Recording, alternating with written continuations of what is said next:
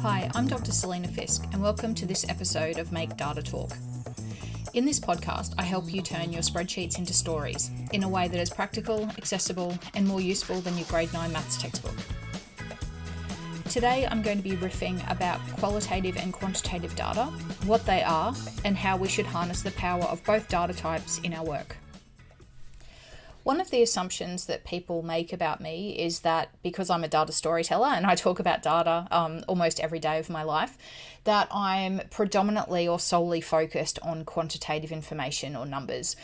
And look, that does certainly dominate my work, and I do a lot of work in the quantitative space. However, my doctorate was actually completely qualitative data, and I recognise and work with so much qualitative data in all of the organisations that I work with and work for. So in this episode, I just want to kind of talk through the differences between the two, but also some of the pros and cons of them, because there's absolutely some really rich information that we can get from all of our data sources, but we don't want it to be too time consuming and labour intensive. Otherwise, it's just going to be a waste of time trying to harness the power of all of them. So quantitative data really is anything that's numerical. So any numbers or values, percentages that you know that you have in your work and in your life fits into that category of quantitative information. Quantitative information then is broken up into two subcategories. So we have discrete quantitative data and we have continuous quantitative data. Now, the general rule, it's not a perfect description, so don't come at me, but generally discrete quantitative data is whole numbers. So if you have a certain number of, pets in your family, the number of people in your family, the number of products or services that your company offers, the number of people in your team, that's a discrete data set that is quantitative. We also have continuous data sets that are quantitative, and continuous, again, this isn't a perfect definition or description, but oftentimes continuous data can take on decimal places. What we do know, I guess, more technically, is that discrete have a set number of values that they can take on, whereas continuous can take on a much broader and wider, array of numbers. So in our life, when we think about our height and our weight changing and moving up as our height moving up as we grow, and maybe our weight increasing or decreasing as we age, we know that we don't jump from centimetre to centimetre or kilogram to kilogram. It's a continuous creep, generally, and some are slower and faster than others. But it's continuous movement that doesn't take on those set whole chunky numbers of set kilograms or set centimetres. So that's a continuous data set. So in our work, one of the things that we see often that's continuous is the percentage of something. So percentage profit or profit margin, any other percentages that you have in your workplace are generally continuous because they're not locked into those whole numbers. They might be rounded to whole numbers, but if they're a percentage, they can generally take on any decimal places, and it might be kind of infinite for some of them. The other main type of data that we have, though, is qualitative. And this is the one, as I say, that people kind of assume that I don't do too much work with, but it's really valuable and useful information. Again, qualitative we can think about as categories. There's some categorical data that's qualitative. And again, just bear with me, those categories can either have an order or not. So if they do have an order, they're called ordinal qualitative data. And they're things like if I was to survey you and ask you some questions around to what extent do you agree with the following statements, and the options were strongly disagree, disagree, neutral, agree, strongly agree. Those responses are categories. They're not numbered. They're asking the person to relate the description to kind of how they feel. And there's a hierarchy to them. Strongly agree is better than and higher than agree. Same with strongly disagree and disagree. So they are ordinal qualitative categories because there is a structure to them. The other type are qualitative categories that don't have an order, and they're called nominal data sets or nominal qualitative data. So they're things like if I was to ask you your favorite brand of car, You might believe that some are better than others, and we know that some cars are better than others, but there's no set hierarchy as such.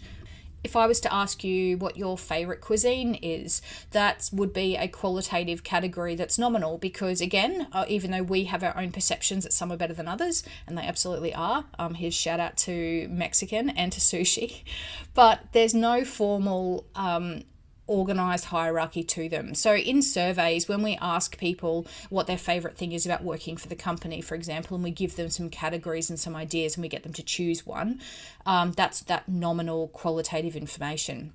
So that's really useful information, and those categories, the categories of that qualitative data, actually become a bit easier to analyze and to use that information, because we have results that sit into blocks or into kind of chunks, and we can do some of the analysis and work with the data, I guess, a little bit more easily in that type of information than the second major type, which is the one that we have so much of. Now, in this second type of qualitative information, I use the general terminology that is all-encompassing, but it's open-ended. That is things like recordings, conversations, it's notes, it's emails, it's conversations that we have with other people, it's short response questions, it's extended responses, it's policies and documentation that we have in our workplaces. There is so much that fits into this big idea of qualitative open-ended data. The way that I separate them, though, is that I like to think about them in terms of what are those types of data that we have like that we actually formally record, and what are the types of data that we have like that are not formally recorded. So when a lot of those examples that I just mentioned before are recorded, so emails to colleagues, meeting minutes, agendas, transcriptions of conversations, audio recordings, photographs, all of that is recorded qualitative information that's really kind of open-ended, because there's so much data and rich information in there. When we talk about the qualitative open-ended information that is not recorded, it's things like observations we make, things that we see and that we notice, conversations that we have, but we can't possibly, nor would we ever want to, actually record and write down every single one of those interactions. Now, the problem is, I guess, in many ways you could call that type of data, some of that data would include anecdotal information. Anecdotal information is still really useful. The observations that we make in our workplace, the things that we know about the people we work with and the clients we serve, that is such rich information. The problem is that we don't ever want people just relying on that qualitative open-ended data that is not recorded, because when they do that, that's when it can be, I guess, really swayed by personal opinion and personal experience, and it's less objective than some of the quantitative data. So we don't want to discount that information. Just because we don't write it down or just because it's not recorded doesn't mean that it's not data. It absolutely is, and we do want to tap into that, as we've mentioned in some of the other episodes. But it is important to kind of weigh up and get a really nice distribution of data types across the different sources. So when we think about the pros and cons of qualitative and quantitative data, there are some very clear, I guess, distinctions between the two. The pros of quantitative information is that it is very easy to put numbers into charts, into visualizations. It's very easy to track those metrics over time and to look for trends and insights and patterns in what we're seeing. And that's true for both the discrete, those whole numbers, and also the continuous data that we have. It's really, really good for that. Quantitative data is also potentially more objective than qualitative data. So you would have heard the quote, lies, damn lies, and statistics. While we may not love the type of quantitative data that we have, or that we might be able to see that there's errors in it, at the end of the day, it is more objective than personal perspectives and experience and observations that we make. On the downside, quantitative information really lacks detail. So we don't know why a particular thing has happened if we're just looking at a number. But as I say, the pros are that it is actually quite easy to see those trends and insights. We just need to make sure we're spending more time asking the questions as to why certain things have happened. A really good example of that is Google reviews. So whenever I travel a lot for work and I love coffee, and so whenever I'm in a new place, I'm always looking for coffee shops that have good coffee for me to go and have one before I go and present. Now, my go-to way of looking for coffee shops is that I just look at the ratings out of 5. So the things that are around me, and in Australia, we're really lucky to have lots of good coffee shops.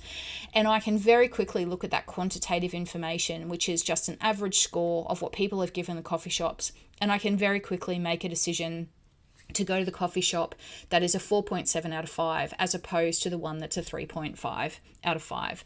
That's an absolute no-brainer for me. What that score doesn't tell me, though, is why people have given that particular score. And that's where qualitative data is really rich and can be incredibly powerful, because it does provide that information. So hypothetically, if I was looking at 2 coffee shops quite close together and they had a very similar score, so say they were both a 4.6 out of 5, what I would then do to try and decide which one of those coffee shops I would go to would be that I would then go to read some of the comments, which is the qualitative data that people have left in the text. This is a bit more time consuming than just looking at the 4.6 out of 5, but when it comes to coffee, absolutely worth it. But what we do, I guess subconsciously in that process, is we start to look for themes. So we know that virtually everywhere we go, there's going to be people that have given it 5 out of 5s, and there'll be people who've given it 1s. And that's, I guess, really an indication, or it really shows the subjectivity of people's perspectives and perceptions, and just how different our experiences can be in the same place, with the same staff, with the same coffee. But as I'm looking through those qualitative bits of data, what I'm thinking about is, what are the themes? If I'm starting to see in one that the theme is that the coffee is really, really good, but the service is not as good as it could be, and in the second coffee shop, I'm seeing that the service is incredible, but the coffee could be a bit better, then I'm going to do what's called a thematic analysis. Essentially, it's an informal way of doing it, but I'm looking for those themes, and I'm going to make a judgment as to which one I go to. Hands down, every time it's going to be the better coffee as opposed to the better service. I can handle rubbish service with great coffee. But it was more time consuming for me to do that and to unpack that qualitative information. But it did give me really, really rich info. So in our workplaces, stepping back from coffee and going back into our working world, qualitative and quantitative information in our organizations is exactly the same. Quantitative is easier to analyze, graph, visualize, and look for trends and insights, but it really lacks that information and the unpacking as to why something is happening, and that why will often come through the qualitative information. For us to engage with qualitative information well in our workplaces, we do actually have to do a thematic analysis, which is really problematic when we have huge data sets of qualitative information and we potentially don't have teams of people who can actually sort through that. So one of the things that I really encourage organizations to do whenever they're running surveys is to really narrow down the number of those open-ended qualitative questions, have as few of them as possible, because every time you add one of those open-ended questions, you're increasing the amount of time that people are going to need to spend on the analysis. And the more time they're spending on digging into that information to look for trends and insights in the text and what people have written, the less time potentially they're going to be able to spend on actioning that information, or the further away that action becomes. So in a previous episode, I talked about the idea of triangulation, and this is really important when we think about these different data types. As I mentioned before, we don't want people just solely relying on those open-ended things that they've seen, heard, witnessed. That's very anecdotal and it's very subjective. But we do want them triangulating and thinking about, how do we bring in that experience and those observations with what we are seeing in the quantitative data, knowing that it's more objective, knowing that it's going to tell us maybe something a little bit different, but being really open to think about, on balance, when we triangulate 3, 4, or 5 data sets across all of those different categories and types, if we're seeing the same picture emerge across multiple data sets, and that's certainly something that we would want to pursue and dig into and think about what we're going to do about it. So your little action from this episode today is, and hopefully you've been thinking about this as I've been talking, is to think about what qualitative and quantitative data do you have and what is actually most useful for you in your organization. I'm guessing that you are not going to struggle to find data types. I often joke that nobody's ever phoned me and said, Selena, we need some more data. Can you help us find some more? It's always the opposite. We've got too much data and we don't know what to do with it. So I don't think you're going to struggle with that activity, but have a think about, what quantitative information do you have and how does it provide you with more objective information, and what qualitative information is actually really worthwhile investigating and doing thematic analyses on, because it does give you the why and a broader understanding of what's actually going on for your people and your team, or for the people that you serve. So thanks so much for joining us again today. You've got a little bit of homework, a couple of things to think about. If you've enjoyed this episode, I'd really love it. This podcast is pretty new, so if you wouldn't mind giving me a review or a score out of 5, whatever it looks like, on the app that you're listening to this on, I'd really appreciate it. It just means that more people hopefully will get to see this podcast and hear about it and the different ideas that I'm sharing in these episodes. If you would like to follow my work, I'm on LinkedIn at Dr. Selena Fisk, and I have a very irregular, that's monthly if I remember to send it, newsletter which you can sign up for at selenafisk.com. Thank you for listening and talk to you next time.